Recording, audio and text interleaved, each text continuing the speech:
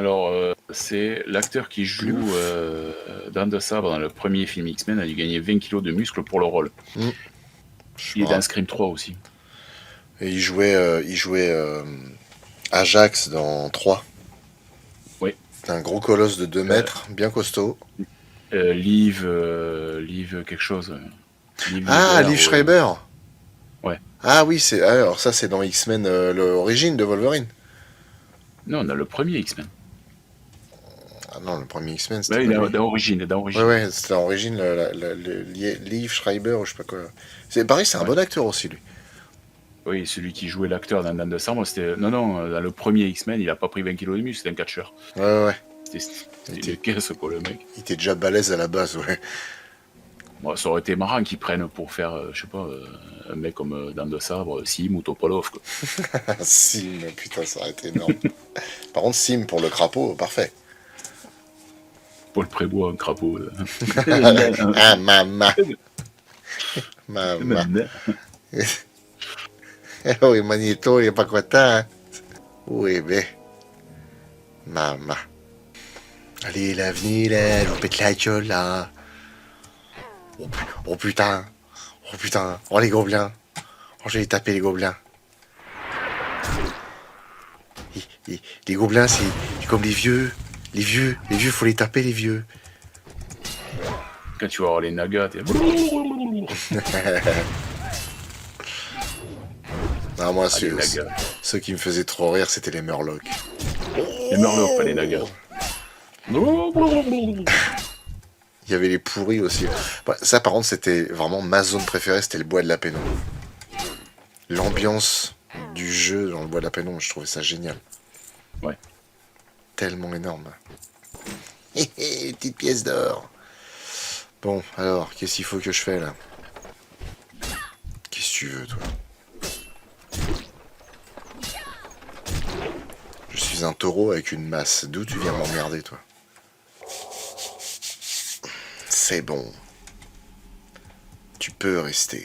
Pas de problème. Je suis même content que tu sois venu chez nous. J'aimerais bien que tu restes. On va manger des chips. Monstre de film sur la mutante. Ouais, tiens, je viens de voir le message, ouais.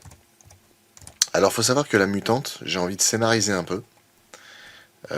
Et en fait, d'ici là, mais bon, faut quand même avoir une chaîne d'une certaine ampleur, j'aimerais beaucoup trouver une femme. Natasha Henstridge. Bah, si t'arrives à avoir Natasha Henstridge, je monte. Alors non, mais j'aimerais beaucoup avoir une nana qui joue, et quoi, alors évidemment par des trucages qu'on ferait passer pour dénuder, et en fait qui sortirait vraiment du film et tout. Parce que ça pourrait donner lieu à des scènes très rigolotes, bah, avec Tétel, du coup. Parce que je Ah te oui. dis pas, imagine juste, t'as Eve qui sort du film et qui vient nue vers toi, qui a envie de se reproduire avec toi pour pouvoir faire ses petits. Je vais Et te dire, tel qui l'accueille. c'est ça. C'est avec le marteau de Kaori dans C'est ça. City Hunter. Gum gum. Gum gum bazooka. Gum Gum dans ta gueule. Ah non, pour le coup, ouais, ça peut être, ça peut être pas mal du tout. Donc, faudrait que je fasse. Alors, pour le casting, je me sacrifie. Évidemment. Toujours prêt à sacrifier pour les autres. Ah, bah, mais après, la mutante, ouais, c'est. 4 films, je les trouve assez inégaux. Autant les 2 premiers sont très bien, mais après, c'est vraiment du réchauffé, quoi.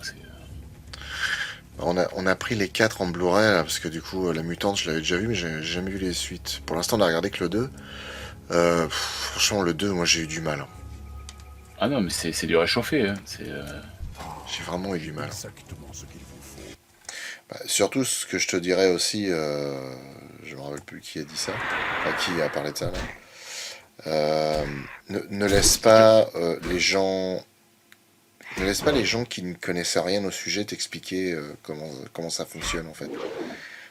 Parce que malheureusement, on est un peu tous comme ça, hein. C'est-à-dire que tôt ou tard, on a à un moment donné parlé d'un sujet sans trop le connaître, mais uniquement parce qu'on a entendu Pierre-Paul ou Jacques en parler.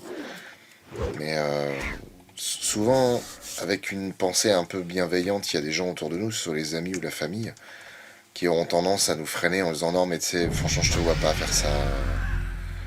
Tu devrais peut-être pas, j'ai Toi, tu peur que tu parles, sois déçu, machin. toi, tu parles en connaissance de cause quand tu t'es lancé sur YouTube.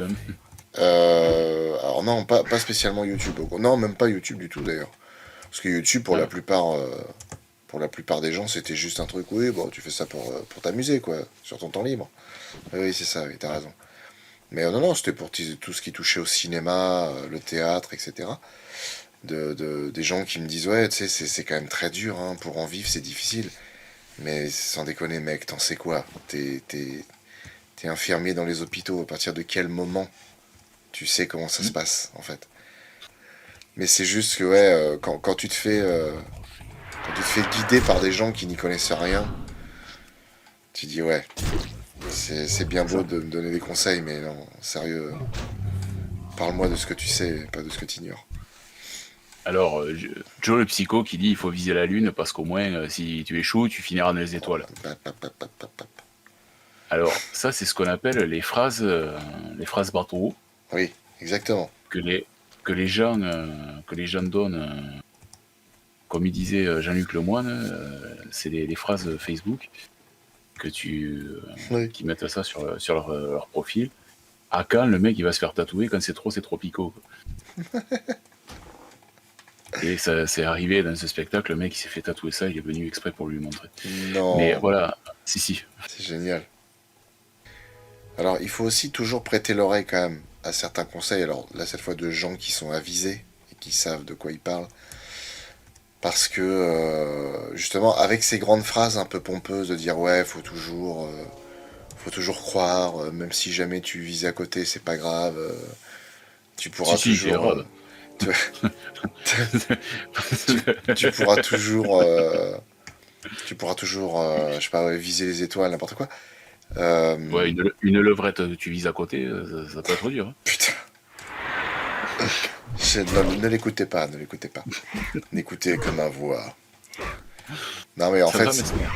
il faut quand même toujours avoir une part de, comment dire, j'ai pas De envie de dire rationalisme. ouais, ouais, j'ai envie de dire de méfiance, mais c'est pas le bon terme, mais c'est que il faut parfois garder 1% Ça- de pensée où on se dit, est-ce qu'au final je fais pas une erreur? Est-ce que c'est Oui, vraiment fait pour moi? Est-ce que je fais pas une connerie? Parce que moi, par exemple, ma plus grande peur, c'est en fait de continuer d'y aller à fond. Parce que c'est pareil, un autre conseil qui est important, c'est de ne pas avoir peur. Que ça oui, c'est soit quoi ta long, plus grande peur?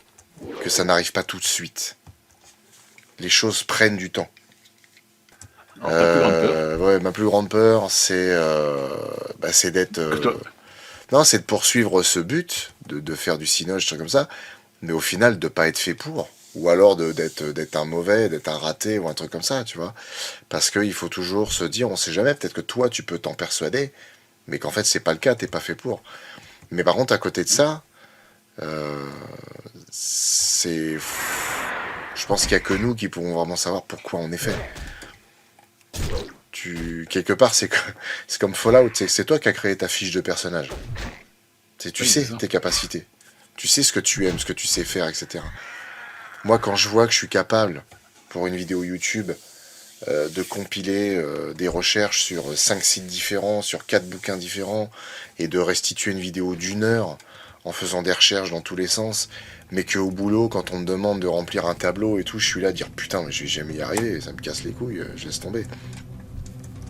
Non, c'est C'est juste ça. qu'il faut trouver sa motivation et il y a des domaines dans lesquels on est bon, il y a des domaines dans lesquels malheureusement on n'est pas bon. Et en fait, l'horreur, je pense, c'est de vouloir se forcer à réussir dans un domaine où malheureusement on n'est pas, pour lequel on n'est pas fait, quoi. Tout à fait. Parce qu'on a envie d'y réussir, mais le problème c'est que ouais, l'envie c'est une chose, mais la possibilité de réussir c'est complètement autre chose. Moi, j'aurais rêvé quand j'étais gamin de faire une école d'effets spéciaux. Ouais, Ben, le problème, c'est que financièrement, c'était pas possible. c'est ça. Parce que bon, ça coûte une blinde, ça c'est un fait avéré. Mais voilà, c'est un regret que j'avais. Mais non, moi je comprends tout à fait les rêves qu'on peut avoir. Moi à la base, moi je suis cuisinier. Je suis à 10 000 ce que je fais. Mais j'ai bossé partout. J'ai bossé en cuisine, j'ai bossé dans un aéroport, j'ai bossé au CFN. Dans la mairie où je bosse, dans les services des sports, j'ai tenu des pelouses, j'ai entretenu des piscines, j'ai entretenu des patinoires, j'ai fabriqué des meubles pour des musées, j'ai fait de la muséographie, j'ai fait du transport d'œuvres, j'ai fait de tout. Donc c'est le truc. Et là, j'ai atterri dans un service où je me sens bien. Bon, après, c'est pas la fin de mon rêve, mais ouais, effectivement, j'ai eu 2000 vies. J'ai bossé dans un vidéoclub. Bon, ça s'est mal fini parce que j'ai pris un calibre sur la tronche. Ah. Mais ouais, j'ai été braqué. L'avant-dernier soir, j'ai été braqué. Putain. Ça fait bizarre. Hein. Tu m'étonnes. C'est le mec, il est rentré, il m'a dit je veux la caisse. Il m'a sorti un pétard. Bon, mais vas-y, prends la caisse, je m'en branle. Les assurances. Les assurances. Dites, vous pourriez pas voler des DVD et après vous me les redonner parce que j'aimerais bien les prendre et j'ai pas envie de les acheter. Ah non, mais le mec, je l'ai fait, vas-y, serre-toi. J'ai fait, c'est open bar, vas-y. C'est un des regrets que j'ai. Et alors, il y a Jordan qui demande les rêves les plus fous, c'est quoi? Pour toi et moi. Ça, il y a que Sofeke qui le sait. J'ai écrit, il y a quelques années, il y a une dizaine d'années, j'ai écrit 3 albums. Alors, je suis pas mélomane du tout. Alors, ça s'entend quand je chante. Mais le truc, j'ai écrit 3 albums.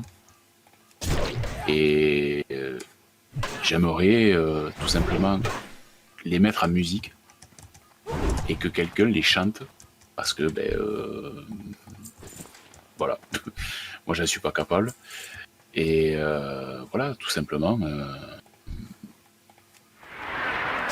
qui servent à quelque chose, tout simplement. Bah moi, oui non, moi c'est de pouvoir faire le métier que j'aime, bien en vivre, et que ce métier ce soit de travailler dans le cinéma. Et moi j'adorerais réaliser, j'adorerais avoir la chance que les planètes s'alignent et de réaliser vraiment en tant que film français des films qui soient vraiment impressionnants, qui soient techniquement poussés, qui lance le cinéma français dans un domaine qui surprend, mais en fait que voilà, moi mon rêve vraiment, hein, le gros rêve ce serait ça, ouais. La Folie Furieuse, ce serait lancer le cinéma français sur un terrain qu'il a jamais exploré jusqu'à maintenant, et que même les ricains, ça se dirait putain, ils ont fait des trucs pas mal. Mais là, ça nécessite des moyens, du temps, une bonne écriture, plein de choses comme ça. C'est Pika, t'en avais déjà parlé, Siro, je crois, tu nous avais fait écouter une démo. Alors oui, j'avais fait écouter une démo. J'ai donné un texte à Sofeke, qui Sofeke l'a enregistré et a donné une voix dessus. Voilà, tout simplement. On a passé un live, on est passé d'un live de la dépression à un live de l'espoir incroyable. Ben c'est ça. De toute façon, c'est la boîte de Pandore, c'est quoi? La boîte de Pandore, quand elle s'est ouverte, elle a lâché tous les mots sur la Terre. Et dans la boîte, il est resté l'espoir. Si on n'a pas d'espoir, alors là, normalement, si Link était encore là, il le dirait. Sur la porte des enfers, il y a écrit « Laissez ici tout espoir ». Et il ne faut pas laisser l'espoir derrière soi. Il faut l'avoir en soi. Comme disait Bruel, il faut vaut mieux vivre avec des remords que des regrets. C'est ça. Après, on trouve son bonheur, pas n'importe où, mais on peut trouver son bonheur où on le cherche pas déjà, où on l'attend pas. Et puis c'est surtout, il faut arrêter d'écouter comme on dit, les oiseaux de mauvais augure, qui veulent imposer leur façon de voir les choses. Non, c'est pas être philosophe. Jordan fait ses sirops philosophes. Non, c'est pas être philosophe, c'est juste à un moment donné relativiser les choses. On est de passage. Hein. À l'échelle planétaire, on est un grain de sable sur toute une plage. Donc techniquement, si au lieu de se prendre la tête avec des choses futiles, ben, on faisait en sorte de faire avancer les choses pour nous et de vivre une vie pleinement pleine de ce qu'on aime, pas de ce qu'on aimerait, ben, on profiterait et on laisserait pas forcément notre empreinte, mais au moins on profiterait de quelque chose qui est à nous. C'est ça.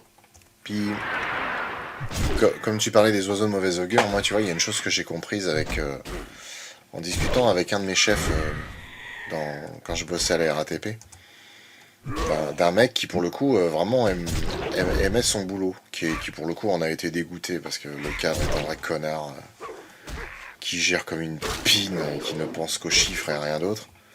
Sauf que, en fait, c'est bien beau de penser aux chiffres, mais si tu gères pas l'humain, les chiffres, ils suivent pas. Bref. Ah mais c'est sûr. Et en fait, justement, il m'avait posé la question, il m'avait dit comme ça, mais toi, tu te vois faire des vidéos jusqu'à 70 ans? Je dis, mais évidemment. Et en fait, lui, non. Parce que ça avait commencé avec la fameuse phrase du ouais, mais bon, sur YouTube, c'est pas un vrai métier. Et il va te faire enculer, évidemment que si, c'est un vrai métier, putain. Tu fais du montage, c'est le métier de monteur. Tu écris, c'est le métier de scénariste. Tu réalises, réalisateur, tu joues, acteur. Après, tu dois produire derrière, tu dois faire le montage. Évidemment que c'est du travail. Mais parce qu'en fait, ce que j'ai remarqué, c'est qu'en fait, tu as très souvent des gens qui te dissuadent de faire les choses parce qu'en fait, eux ne s'imaginent pas le faire. Et en fait, c'est la transposition de se dire ouais, bah si moi je peux pas le faire, personne peut le faire, quoi. Ou en tout cas, tu raisonnes l'acte uniquement par rapport à ta vision de la chose, à comment tu imagines qu'il se fait, et à si toi tu te vois le faire ou pas. Tu sais, c'est comme souvent dans une conversation, ça commence toujours par le ouais, je sais pas, moi je vois pas les choses se faire comme ça, tu vois. Ouais, mais en fait, on s'en branle de ce que toi tu penses, C'est ça. de comment ça se fait en fait. C'est à partir du moment où tu l'as pas fait, déjà tu peux pas donner un avis dessus, donc on s'en fout. C'est à mon avis, non, on s'en fout. C'est ton avis, on s'en bat les couilles. Ça fait pas avancer le schmilblock. Mais c'est surtout que dans l'absolu, la personne c'est sa vision, c'est son envie, c'est ses espoirs, c'est Ah ses oui. idées, c'est sa façon de voir les choses. Si, je sais pas moi, un truc tout con, tu vois, c'est oui, effectivement, on parle de cinéma. Bon, il y a un cinéma qu'on n'a pas cité, c'est le cinéma X. Mhm. C'est un métier, faut pas l'oublier. Et quand t'as des personnes qui, tu vois, on disait je sais pas avec qui j'ai discuté, la dernière fois qu'on a discuté, on me parlait de personnes qu'on aimerait rencontrer dans le cinéma. Mhm. J'adorerais pouvoir discuter avec Nikita Bellucci, Ouais. qui est une actrice X qui est très engagée pour la truc des femmes. J'adorerais pouvoir discuter avec elle justement de tout ça. Elle stream hein, sur Twitch. Hein. Ouais, je sais, ouais. Mais le truc, voilà, je préférerais discuter vraiment avec elle, même sur Twitch, mais vraiment discuter de vive voix, Mhm. parce que voilà, quand tu vois les personnes qui te voient sur son stream, c'est comme ceux qui vont voir les gonzesses qui se Oui, oui. peinturent le corps. Voilà, 80% c'est des gros porcs qui attendent juste de voir une épaule dénudée ou un sein. Non, moi c'est vraiment, je voudrais pouvoir discuter avec elle de cette approche. Parce que, effectivement, le cinéma X, c'est un cinéma qu'on met à part, tout comme on a mis à part le cinéma d'horreur à l'époque. Mhm. C'est un cinéma de genre, c'est un cinéma, mais c'est un boulot. C'est pas parce que Madame Machin ou Monsieur Tartampion va faire du cinéma que c'est des porcs, que c'est des machins, que Bien c'est sûr, des... ouais.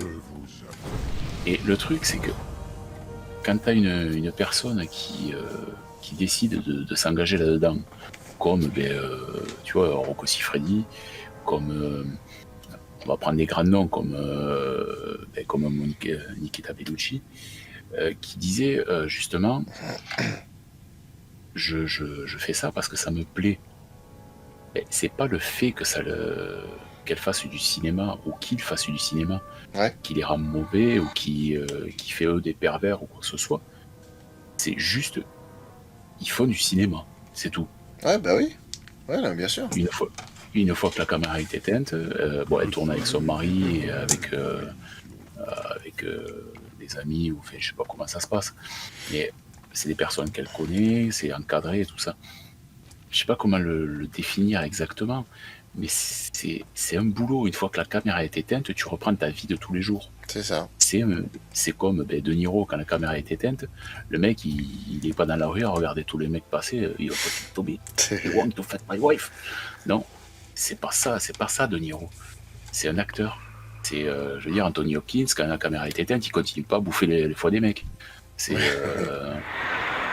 voilà, c'est à un moment donné, il faut remettre le truc dans des personnes qui vont dire ouais, mais faut pas faire ce genre de film, faut pas faire ce métier-là, il faut pas faire ci, il faut pas faire. Mais occupez-vous de votre cul. C'est Si ça. c'est la personne qui a envie de faire ça, mais qu'elle le fasse, c'est tout. C'est pas aux personnes X ou Y de gérer la vie des autres. Non, mais après, Après, effectivement, là, en plus, pour tout ce qui est du cinéma X, c'est hyper délicat. Mais tu vois, moi, par exemple, simplement pour parler du fait des gens qui méprisent énormément les métiers qu'ils ne comprennent pas, ou en tout cas qui voient comme des métiers qui sont faciles ou qui ne sont pas des métiers. Moi, je pense à une interview, c'était Jean Gabin et Michel Audiard qui étaient interviewés. Et il y a un moment où tous les deux parlaient un peu de leurs conditions, et t'as Gabin, qui est le plus naturellement du monde, dit à Audiard, et lui dit, mais tu sais très bien que nous, on est des saltimbanques. Tu sais très bien que nous, on n'a pas de voix. À partir du moment où on demande quelque chose sérieusement, personne ne nous prend au sérieux. Parce que moi, je vois ça, alors sans chercher à casser du sucre, mais à dire simplement ce qui est. Je vois ça notamment au niveau de ma famille très très proche. Il y a des gens pour qui, même les trucs YouTube machin, c'est pas un métier. Ou en tout cas pour des gens de la génération, des gens qui me disent ça, c'est pas un métier parce que c'est des gens pour qui un métier, c'est un truc où tu te lèves à 5 heures tous les jours, t'es fatigué quand tu rentres le soir, t'as les mains sales parce que t'as du cambouis, t'as transpiré, tu fais un travail dur avec des outils. Mais par contre, tu fais un travail où t'es derrière un bureau, chez toi, sur un fauteuil super confortable, et puis t'es en train de jouer à des jeux, tu parles à des gens. Pour eux, c'est pas un travail, parce que c'est pas quelque chose que tu crées, en fait. Tu fabriques rien, tu crées Ouais. rien. Sauf qu'en fait, si, évidemment. Parce que c'est les premiers à dire, ah ouais, moi j'adore les films de Belmondo, les machins. Bah ouais, mais du coup, Belmondo, si on t'écoute, c'est un mec qui a jamais bossé de sa vie, en fait. Sauf que ce divertissement, ce travail, toute cette composition, il y a des gens qui bossent pour les faire. Ah. C'est un travail.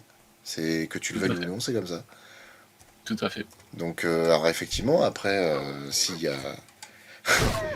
y a Maurice qui a besoin de se taper une pignole, il faut qu'il y ait des gens qui travaillent pour que ce Maurice il puisse avoir sa vidéo. C'est comme ça, ça. mais comme on dit, c'est les payeurs, les mauvais conseillers sont toujours les mauvais payeurs. Ouais. C'est vrai, ouais. Ma mère me disait, ouais, un peu dans le même genre, c'était, ouais, les conseillers ne sont pas les payeurs. Et ça, c'est vrai. Et en complément, il y a une phrase que je retiens d'Alain Chabat qui est superbe. Dans une... Explosion de Foufoune. Non. Non, dans une interview, il dit, ouais, je préfère assumer les conséquences de mes erreurs que les conséquences des erreurs des autres. Et C'est bien ça. sûr, t'as tellement de gens qui te disent, ah non, non, non, mais il faudra pas que tu fasses ça, fais plutôt ça. Non, non. Et occupe-toi de ton cul, lâche-moi la grappe, je t'ai pas demandé. C'est ça. Je comprends, hein, Parce que t'essayes oui, de m'aider, mais non, non, lâche-moi la grappe. effectivement, c'est pas un métier, on va dire, c'est pas un métier conventionnel. C'est un métier qui est jeune, Mhm. youtubeur et autres. Ah oui, bien sûr. C'est un métier qui est jeune. Internet, ça va pas 30 ans non plus. Hein. Si, maintenant, si. Mais il faut évoluer avec son temps. Après, qu'on gagne de l'argent en tant que youtubeur, parce qu'on crée, parce que finalement, oui, on crée. Hein On crée du contenu, on crée tout ça. Après, influenceur qui vend l'eau de son bain, non, ça c'est pas un métier. Ah oui, mais ça par contre, oui, clairement.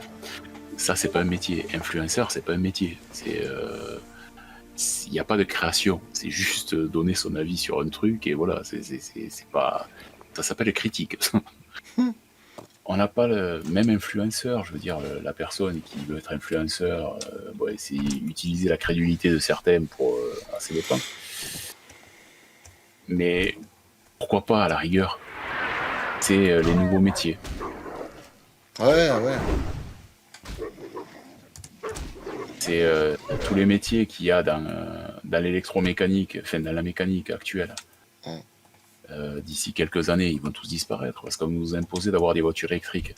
Ouais. Donc les mecs, ils sont en train de se casser le cul à des pots d'échappement, des trucs comme ça. Tout ça, ça n'existera plus. Ouais. Ces métiers-là n'existeront plus. Bon, il faudra le remplacer par d'autres, c'est certain. Et à un moment donné, voilà, il faut se rendre à l'évidence. C'est comme ça. C'est la société qui évolue. Dans le bon ou le mauvais sens, ça j'en sais rien. Mais c'est comme ça. Oui, non, mais c'est ça, Et c'est qu'il puis, faut. Oui, ça change, ça évolue constamment. C'est comme ça. il y a 100 ans, on n'aurait jamais dit à quelqu'un, on va créer des films, des courts-métrages, ou des reportages, ou des trucs comme ça, et on va les diffuser, n'importe qui pourra en faire. Hmm. Mais il t'aurait pris pour un teubé. Mais voilà, c'est comme ça, c'est l'évolution de la société.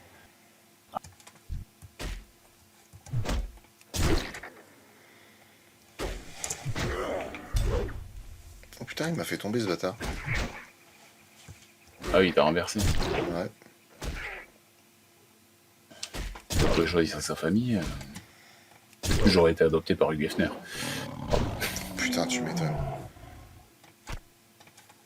Le mec, il a eu une bonne vie quand même. Oh là là. Ce délire. Ça, c'est pour ça. C'est quoi ton rêve et tout? Ah, moi, ça aurait été Être dans la. adopté. Ça aurait été dans la Brothers Mansion. D'aller dans une maison gigantesque avec. J'aurais adoré être adopté par Hugh Hefner. Ouais, j'avoue, c'est le bon plan quand même. Mais pour l'héritage, non, non, non, non, juste pour vivre au manoir. Oh, putain, ouais. Ouais, même si je fais un métier de grouillot, je m'en fous. Mais par contre, le soir, je rentre au manoir. Et pas que dans le manoir. Ouais. Alors, on est quel mois? Une famille, c'est t'as celle que tu as et celle que tu te fais. Parce que c'est pas le sang qui fait la famille. C'est beau, putain. Oh, arrêtez les mecs, arrêtez. Oh. J'ai à peine le temps de rendre des quêtes que vous m'en donnez déjà. Faites chier. Et il y a Il y a l'autre. longtemps que tu t'étais Ouais, putain. Et puis en plus, demain matin, il y a. Il y a l'autre. Voilà, il y a le petit réveil matin qui va faire bah bah bah bah bah bah bah qui va nous réveiller à 7h ou à 6h, putain. Et si tu appuies sur la tête comme un réveil matin, ça s'arrête pas. Non, je fais comme Bud Spencer, il met un gros coup sur le crâne. Et là, elle s'endort. Bon, eh ben écoute, c'est cool. Je suis niveau 10. C'est pas mal. Bah c'est cool. C'est pas si mal. Et puis, bah, Oui, ça m'a c'est vraiment sûr fait que kiffer. Tétel risque de pas apprécier. Voilà, bon ben merci à tous et à toutes d'avoir passé la soirée avec nous. Mhm. Moi pour ma part, ben, je vous souhaite une très bonne nuit. Restez au chaud parce que ça va peler. Le mot de la fin pour Flo. Eh ben, de mon côté, pareil, je suis content. Alors bon, c'est dommage qu'on ait eu un décalage important. Mais bon, c'était quand même un très bon live. C'était très cool. Je vous souhaite à tous une très bonne nuit. Et bah, je vous fais à tous des gros bisous. Et Siro, je te fais aussi des bisous. Et on se retrouve très Allez, vite.